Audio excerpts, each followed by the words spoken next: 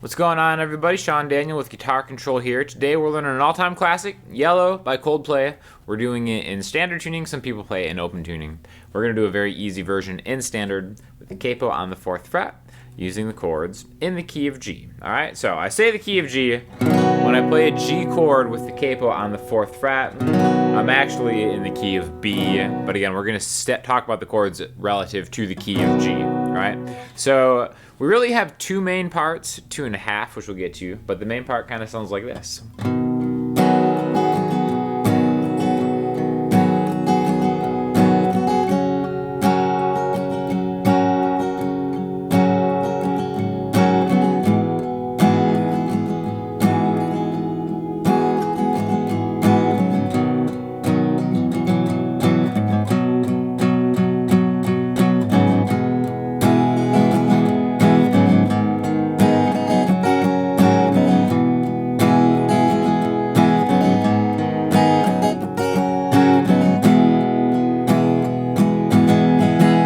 That's kind of the main part, and then you get back to the first part, all right?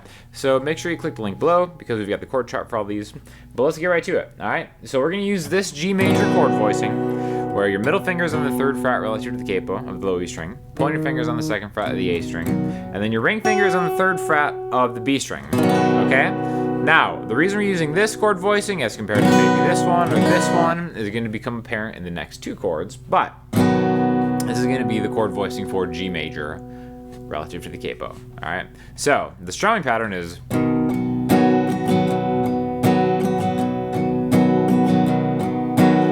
very simple. We're going to try to keep this throughout the whole thing. We'll talk a little bit more about the chorus now. We can change it, but it's a 1, 2, 3, 4 and 1, 2, 3, 4 and. Okay. Now I think it sounds better when you play it dynamically instead of. So we're splitting the strings up into bands, okay? So what I mean by that is if I'm going 1, 2, 3, 4 and, where remember the whole numbers are downstrokes and the word and is upstroke. The first 1 and 2, you can see like the 1, 2, I'm kind of aiming for like the lower 3 strings, right? So I get more of like the root bass note of the chord than maybe the entire chord. 1, 2, 3, 4 and 1, 2, 3, 4 and. All right. So when I get to the 3, 4 and, I'm getting more of the center. Maybe the center 4 strings is what I'm aiming for. The beautiful thing about open chord voicing, the reason we use a capo, is because we don't have to be as precise. We can hit strings that are open that aren't going to sound bad because they're all in the key that we're using, right? So we've got 1, 2, 3, 4 and 1, 2, 3, 4 and 1. Da, da, D. Alright?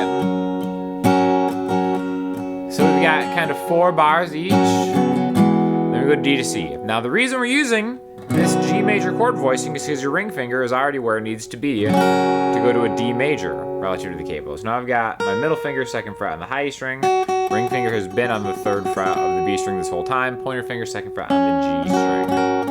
Alright? So I do the same thing, and then maybe I aim for the 1, 2, aiming for the A and the D string, right? If I get more than that, that's fine. I can still 1,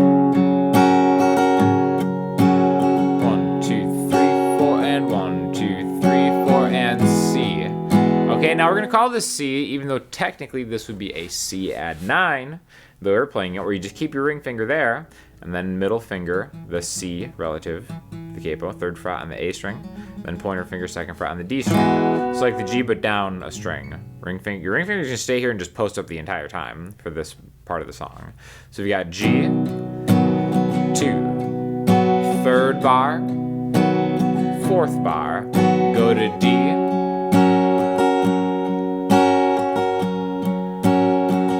then to C. Again, C add 9 is the official name of this. Just think of it as a C chord.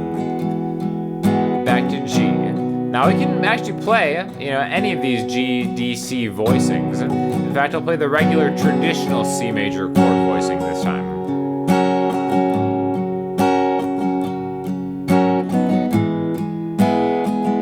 See it? Sounds a little different. Does it sound better or worse? That's up to you, the listener, the purveyor of this beautiful music, right? Now, for the next part, we're going to go back to a C chord, right? But I want to use that G chord as a transition to get to the next part, okay? So I'll demonstrate that. So let's pick it up from the D. And we'll go to that C add 9.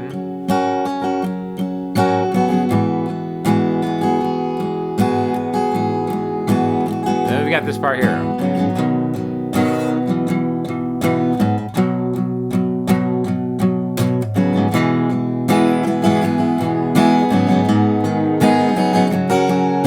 Okay, so it's kind of a build-up into the chorus, all right? Now, this is going to be based off of a G, just like everything, but now I'm going to aim for just maybe the E and the A string, all right?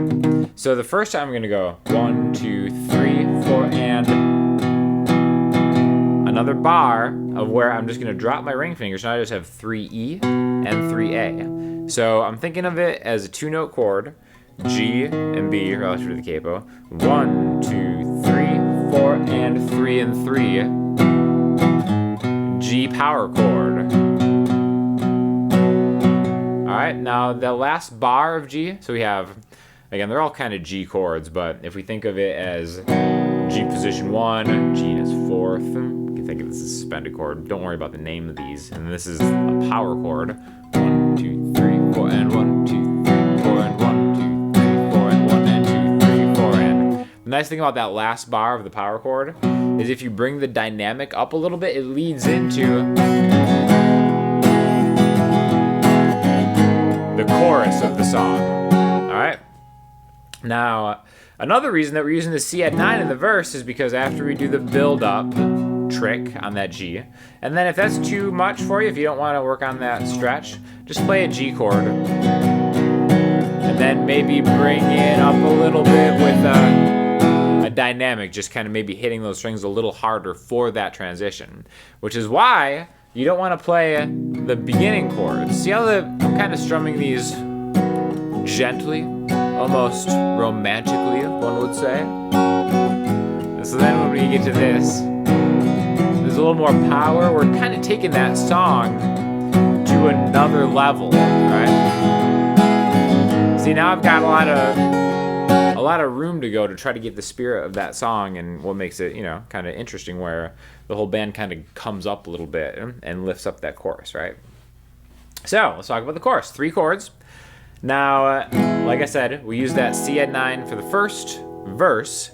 When we get to the chorus, let's use the regular C major to kind of make it something different. That's the beautiful thing about learning different chord voicings, is you can just make things sound different, even though they're technically the same chords from an arrangement standpoint, right? So we're going to use this voicing, C/G, maybe you've seen it, the 3rd fret on the E string with your ring finger, the 3rd fret on the A string with your pinky, 2nd fret on the D string with your middle finger, open G, 1st fret on the B string with your pointer finger, right? And then I was like, 2 bars, same strumming pattern. 1, 2, 3, and 1, 2, 3, 4, and E minor, D. Okay, now I think, again, the spirit of the song, we have 2 bars here. 1, 2, 3, 4, and 1, and 2, 3, 4, and. All right, now there's an easy way to do this where it's 1, 2, 3, 4, and. Okay, I'm picking my way through that E minor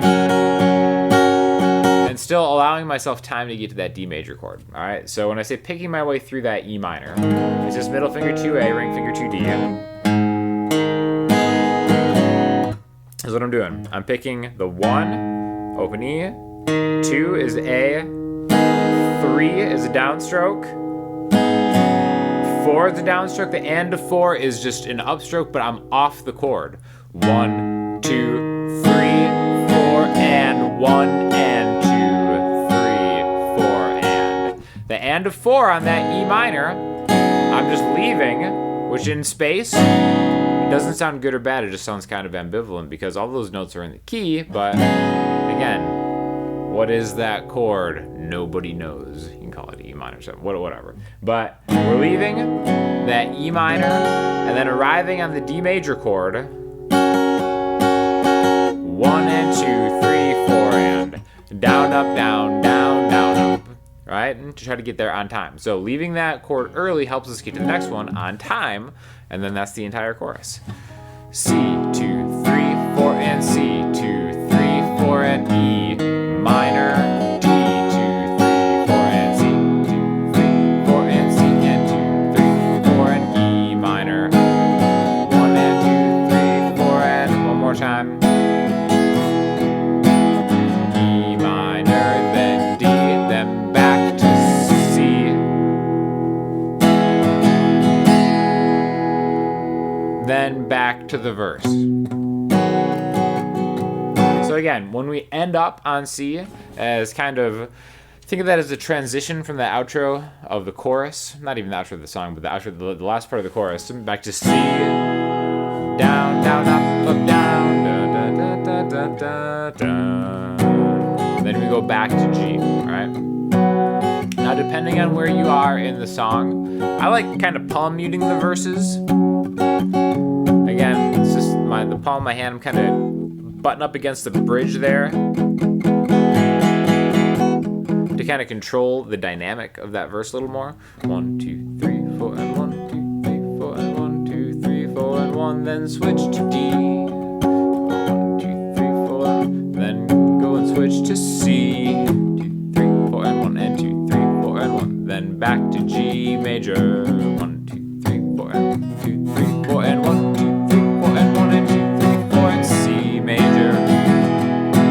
E minor to D. And the nice thing about picking through that E minor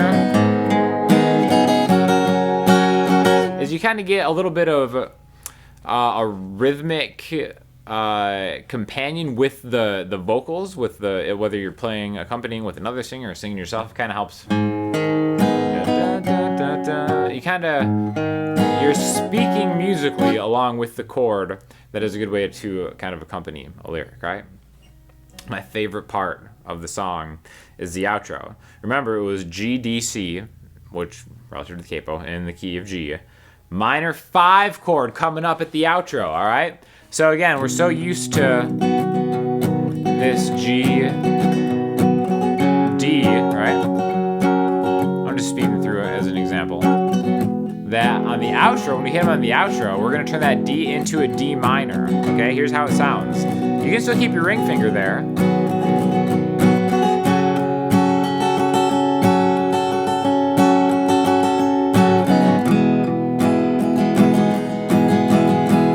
I love that. So again, we're replacing D major with D minor, pointer finger 1 on the high E string, ring finger or pinky on that B string. I'm just using my ring finger because again, I'm kind of planting on that. And then middle finger to G, making that what's called a minor 5 chord. Remember, D is the 5 chord in the key of G, and G, A, B, C, D. All right, usually the 5 chord is major. So we make it minor, just to switch it up. Which, the reason it does that is because what that kind of does is it pivots into the key of C, because in the key of C, D is actually a minor chord and not a major chord. So if you know your chords and stuff like that, having a minor 5 chord is a great way to transition into a different key, and then maybe end it in a little prettier way where you can end it on C, or kind of a false cadence, a false ending on C, and then end on G, right? Here's just a quick example of both ways. So we have G, D minor, C. You can end it there with a little bit of mystery. And again, this is kind of an acoustic version, so it's not exactly like the original, but they do go to this D minor. Or G, D minor, C. Kind of sets that G up for like a more fitting end, at least the way I see it. So beautiful song. Really feel free to, Chris Martin has kind of a higher voice for a male singer. So if you want to try it in a key that is easier for you, guess what? Just take the capo off, play it in the key of G. And you actually get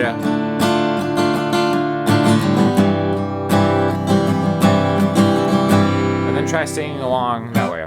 Again, anybody can sing. Some people can sing better than others, but I definitely think that being able to accompany yourself is a great way to just kind of shore up your timing and your rhythm. Even if you're just speaking the words, it doesn't have to be in tune. I think it just kind of makes playing guitar a little bit more fun. So anyways, thanks for checking this lesson out. Make sure you click on other videos on the Guitar Control site and YouTube channel, because we got a lot of other great lessons by myself, other great instructors. I've taught a bunch of Coldplay songs on this channel, so definitely check them out. And we're always looking for your feedback. So if you have any suggestions on what we should teach next, leave them down in the comments below, and we'll get back to you as soon as we can. Thanks a lot.